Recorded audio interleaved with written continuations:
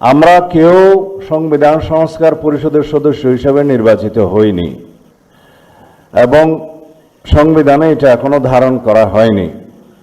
গণভোটের রায় অনুযায়ী সংবিধান সংস্কার পরিষদ গঠিত হলে সেটা সংবিধানে আগে ধারণ করতে হবে এবং সংবিধান সংস্কার পরিষদের সদস্যকে কে শপথ নেওয়াবেন সেটা বিধান করতে হবে এবং কোন এরকম ফর্ম এটা সংবিধানে নেই। এই ফর্মটি তৃতীয় তফসিলে আছে, সাদাটা। এইরকম তখন একটা ফর্ম সংবিধানের তৃতীয় তফসিলে আসবে।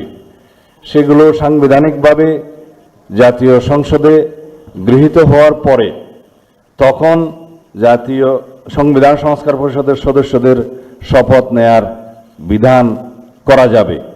বিধায় আমরা এখন সাংবিধানিকভাবে এই পর্যন্ত আমরা এসেছি, আমরা সংবিধান মেনে এই পর্যন্ত চলছি এবং আশা করি সামনের দিনেও চলব।